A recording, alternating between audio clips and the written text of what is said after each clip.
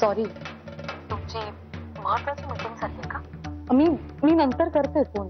अगं नाही नाही नाही, त्या मिसेस राजे समोर आहेत, त्या तुला नमस्कार सांगतात. त्या तुमच्या ऑफिस मध्ये आल्यात का? नाही नाही, आम्ही कॉफी शॉप मध्ये भेटलोय बाहेर. ओके ठीक आहे, तुम्ही बोला. मी नंतर करते फोन. हो, पण ऐक, तू आज औषधं वेळेत.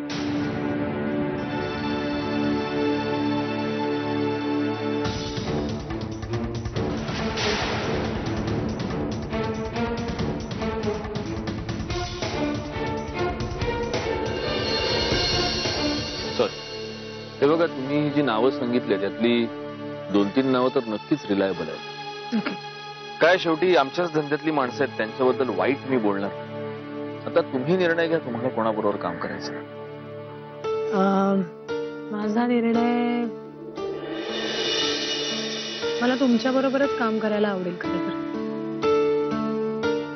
प्रश्न फक्त तुम्हाला काय आवडेल हा नाहीये मॅडम, मला काय आवडेल हाही प्रश्न आहेच. आणि मी तुम्हाला आधीच सांगितलंय की मी तुमच्या बरोबर बिझनेस नाही करू शकत. निदान जोपर्यंत तुम्ही तुमची आयडेंटिटी लपवताय तोपर्यंत तरी.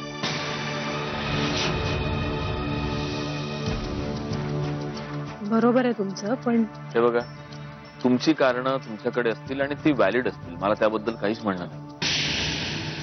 पण आपण बिझनेस कसा करणार? अहो, तुम्हाला हात काय मारायची हाच प्रश्न पडतो मला. म्हणजे तुम्हाला मिसेस राजे म्हणायचं का मिसेस खोपकर म्हणायचं? प्लीज मिस्टर मुधोळकर, तुम्ही मला अनघा राजेच म्हणा प्लीज. खर तर अनुराधा खोपकर कधीच मेली, मीच मारलंय तिला. आता जिवंत आहे ती अनघा राजे. तेव्हा तुम्ही प्लीज मला अनघा राजेच म्हणा प्लीज. जशी तुमची मर्जी. पण बघा, आपल्याला जर बिझनेस करायचा असेल तर. केव्हापासून वाट बघतेय मी तुझी इथे.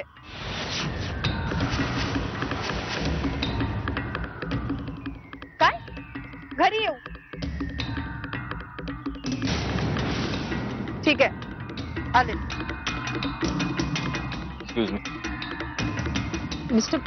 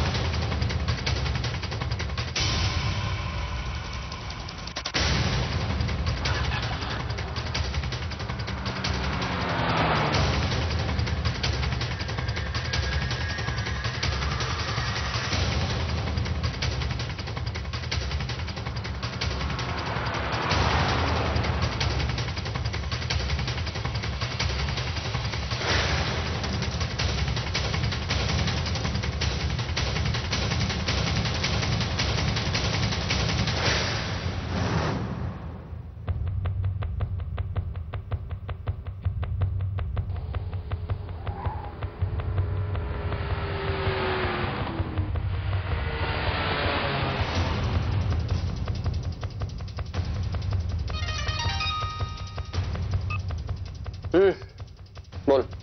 आपलं काम झालंय. सावज आपल्या जाळ्यात अलगद सापडलंय. गुड. मग सावजाला शिकाऱ्यापर्यंत घेऊन ये. हो, चल बाय. बाय.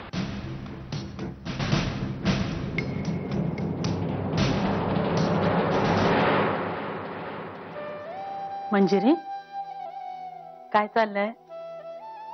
बसा नाही.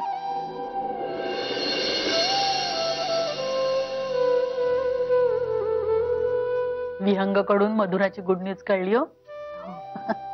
फोन केला होता मी तिला. खुश आहे. तिला म्हटलं आता फक्त आनंदी राहील. तुझे बाबा पण होते तिकडे मला वाटतं. हो, बाबा आता इथे कोल्हापुरातच शिफ्ट होतात ना. हा, तेव्हा तसं म्हणाले होते. खरं ठरलं का सगळं? हो, म्हणजे आता तिकडचा म्हणजे पुण्याचा इंदोरचा सगळा बिझनेस काकाच्या हातात दिला ना बाबांनी. उत्तम निर्णय आहे. आता 2-2 नातवंड येऊ घातलेत म्हटल्यावर आजोबांना वेळ नको.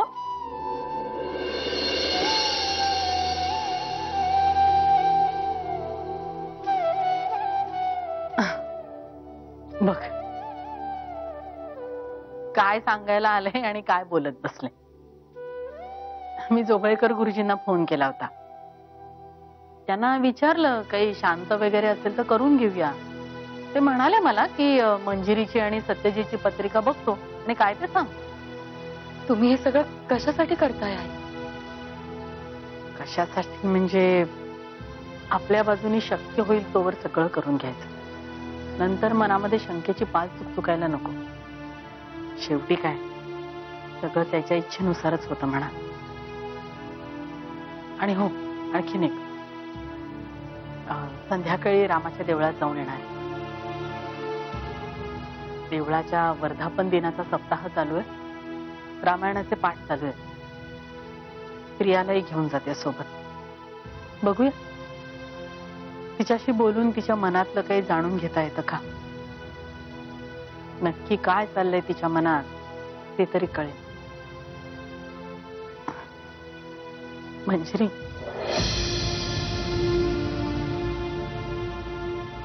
हो, चांगली कल्पना आहे. चारुवंशांनाही घेऊन जाते सोबत. प्रियाला तेवढाच त्यांचा आधार. गुंता जरा नाजूकच आहे. हलक्या हातानच सोडवायला हवा नाही का. मंजिरी काय ग मगाचपासून बघतीये थोडीशी अस्वस्थ दिसतेस. काही त्रास होतोय का? नाही, काही नाही. मी डॉक्टरांना फोन करू का?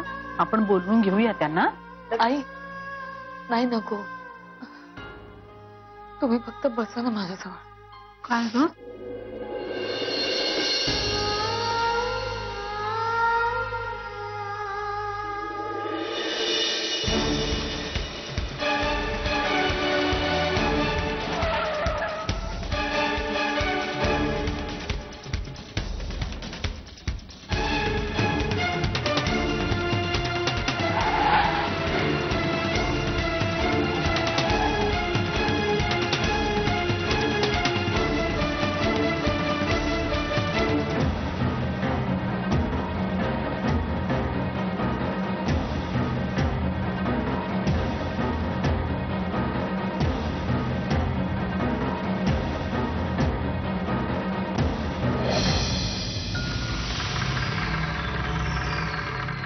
हॅलो. हा मनू, बोल बोल बोल. हा हा बोल ना मनू.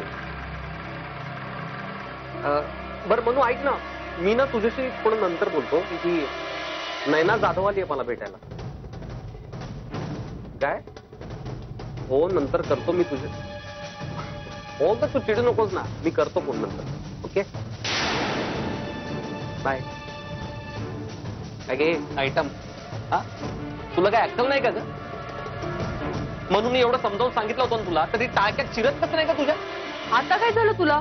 मला कशाला बडबडतोयस? काय झालं काय झालं? हा तुझं हे असलं गावभर भटकणं जरा कमी कर. एक दिवस गोत्यात आणशील तू आम्हाला. तुला माहिती ना तो सत्यजित मुधोळकर किती अर्ध्या डोक्याचा माणूस आहे. तरी तू काय का भटकत बसते सगळीकडे? म्हणून समजावलं होतं ना तुला की त्याच्या नजरेला पडलीस ना तर सगळा प्लॅन गोत्यात येईल आपला. सगळ्या प्लॅनची वाट लागेल. आणि तू अगं आता कुठे माझ्या मनू डार्लिंगनी तिच्या त्या सणकी नवऱ्याचा विश्वास संपादन करायला सुरुवात केली होती. आणि तू अरे पण त्याने बघितलंय का मला अजून? नाही ना. नाही आतापर्यंत आपलं नशीब बरं होतं, पण ते नेहमीच बरं असेल असं नाही ना. मीच झक मारली तुला माझ्यासोबत काम करायला गेलं. मनू सांगत होती मला की नको कशाला, पण नाही मीच म्हटलं तिला की नाही माझ्या या वेडाच्या नाटकासाठी मला सपोर्टिंग कास्टची गरज आहे म्हणून घेतलं तुला कामावर. नाही ना जात. आणि तू वर परत अजून माती खाल्ली. त्या दादासोबत पण काम करायला गेली. आता एवढी बदकभर माती खाल्ली आहे म्हटल्यानंतर ती निस्तरायला नको. त्या सत्यजी सोबत तू जाऊ शकत नाही. म्हणून बाई माझी आई मी तुझ्या पाया पडतो, पुन्हा असं काही करू नकोस. असं वागू नकोस, कळलं? तर तो माथे फिरू आतापर्यंत कोल्हापुरात पोहोचला पण आहे. म्हणजे कुठे गेला होता तो?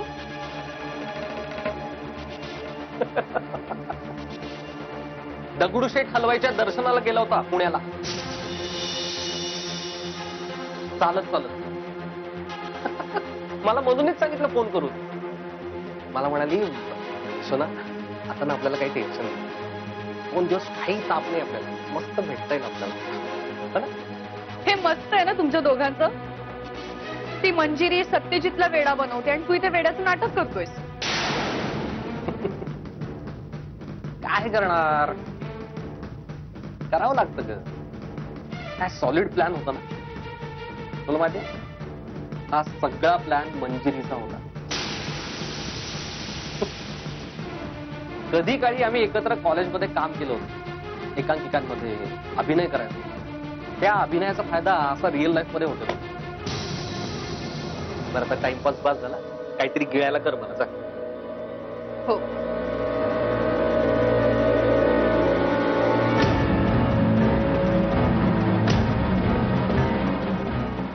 हा हॅलो, हा बोल ना म्हणताल. एक्स्ट्रीमली सॉरी अगं, ती नैना जाधव बोलत होती ना माझ्याशी म्हणून.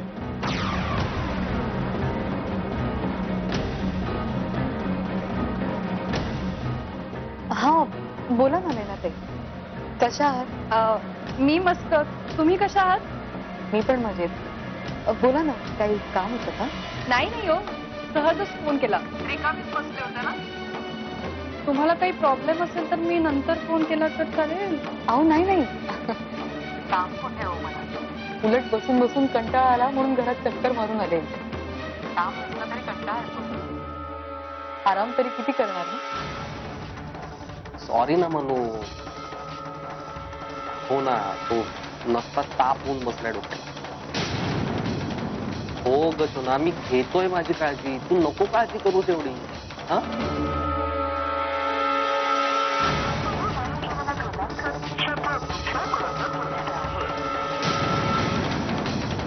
पण काही म्हणा म्हणू, तुझं हे माझ्यावरचं प्रेमच माझ्या जगण्याला आधार. पण शालिनी मॅडम तुमच्या भल्यासाठीच सांगतायत ना. हो ते पण खरंच आहे म्हणा. पण कसं आता कामाची सवय आहे म्हटल्यावर बसून बसून पण कंटाळा येतो. आराम तरी किती करणार. पण बाकी काही म्हणा म्हणू, एका गोष्टीत मानलं पाहिजे तुला. एवढी क्रिटिकल सिच्युएशन असून सुद्धा तू तुझं पतिव्रता असल्याचं नाटक मात्र छान वाटवलं का. तुझ्या घरच्यांचं सोड ग, पण त्या दिवशी तुझ्या त्या माथेपिरू नवऱ्यानी मला जेव्हा तुमच्या घरी आणलं होतं ना, तेव्हा एक सेकंद माझा स्वतःच्या डोळ्यांवर विश्वासच बसत नव्हता.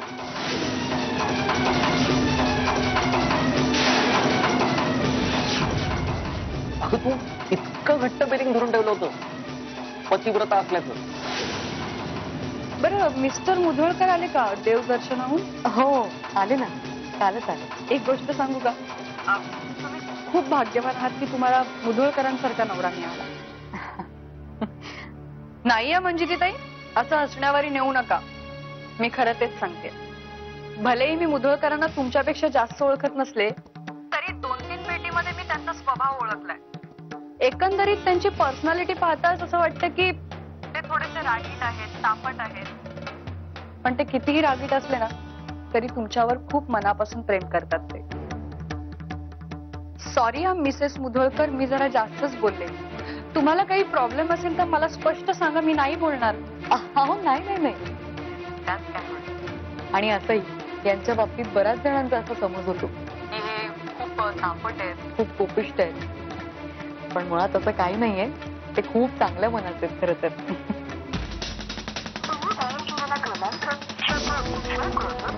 आणि तू जेव्हा मला जेवणाचं ताट घेऊन आली होतीस तेव्हा मी तुझा हात पकडला होता आणि तुझ्या त्या माथेपिरू नवऱ्यांनी बघितलं होतं आपल्याला.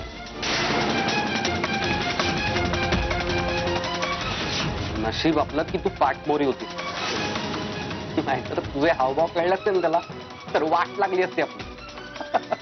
बरं, शालिनी मॅडम आणि घरातल्या सगळ्या मंडळींची तब्येत कशी आहे? मस्त, सगळे मजेत आहेत. वा, बरं डॉक्टर पाठकांचं आणि माझं बोलणं झालं तर त्यांनी मला सांगितलं की आशिष लवकरात लवकर रिकवर होईल. माझी तर तेव्हा काळ झालं की आशिष लवकरात लवकर बरा व्हावा आणि त्याने त्याच्या आयुष्याची नव्याने सुरुवात करावी, तेही कोणाला त्रास न देता. हो, तसं झालं तर बरंच आहे की सगळ्यांसाठी.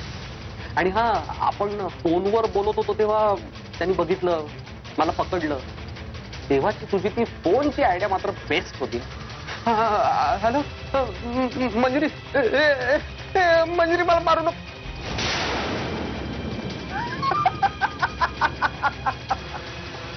Great great great. ए मनू, मला सांग ना, मी हे वेडाचं नाटक तू सांगितल्याप्रमाणे मस्त वठवलं ना? हा, त्यामुळेच तर आपल्याला हे असं एकदम मोकळेपणाने बोलता येते. बट यू डोंट वरी मंजिरी, मी त्या नैना जाधवला जरा समजावून सांगितलंय. आता पुन्हा अशी चूक नाही करणार. बरं, मी खूप वेळ घेतला ना तुमचा, कंटाळला असेल ना तुम्ही? सॉरी. हा, अहो नाही नाही नाही, उलट तुम्ही फोन केलात म्हणून बरं वाटलं मला.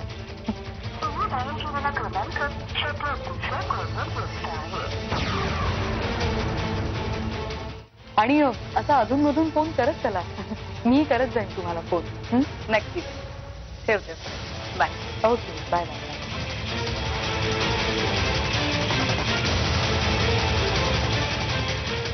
हो ग सोना, तू नको काळजी करू.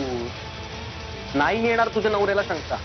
बस प्रॉमिस, तुझी शपथ.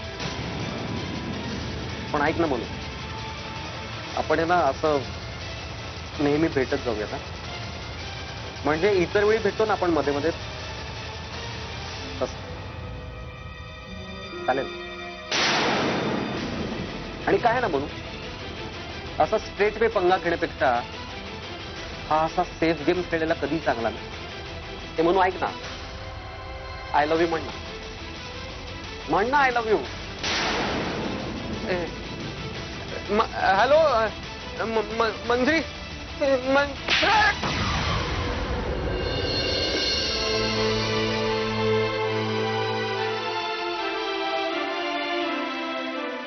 वहिनी, सांच्या टायमाला अंधार करून बसायचं नसतं, लक्ष्मी यायची वेळ असते.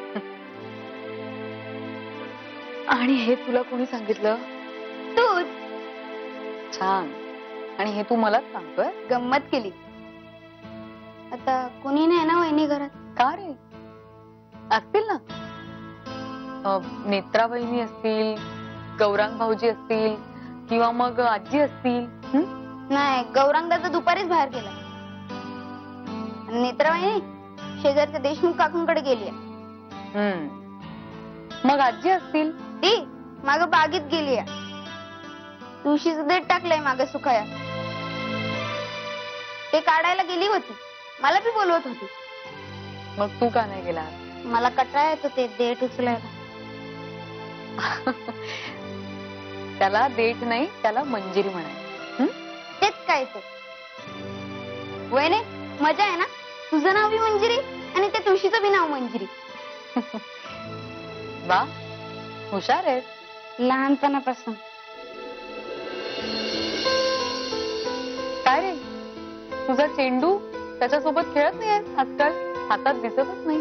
नाही का? मी नवच बोललाय बाप्पाकडं, जोपर्यंत तुझं बाळ माझ्या संग खेळायला येत नाही तोपर्यंत मी चेंडू खेळणार नाही आणि पिक्चरही बघणार नाही. आणि हे तुला कोणी सांगितलं? कोणी कशाला सांगायला पाहिजे? मी आज ठरवलं. हे बघ सोन्या, तू लहान आहेस की नाही, मग असं नाही करायचं. रोज खेळायचं. आता तूच मला सांग, समजा तू नाही खेळला तर मग बाळाबरोबर खेळायची प्रॅक्टिस कशी राहणार तुला? प्रॅक्टिस सुटून जाईल की नाही? म्हणून रोज खेळायचं. होय. बरं, तर तू आता अंगणात खेळ, मी देवापुढे निरांजन लावून येते, मग आपण बाहेर बसूया. चल चल.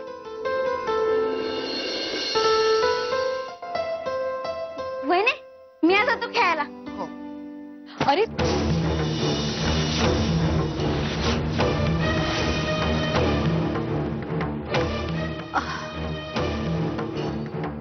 लवकर आलात. मी देवापुढे दिवा लावायला जाते. आलेच तुम्ही आवरून घ्या तोपर्यंत. अहो काय करता तुम्ही? दिवे लावलेस तू आणि खूप उजेड पडला तुझा.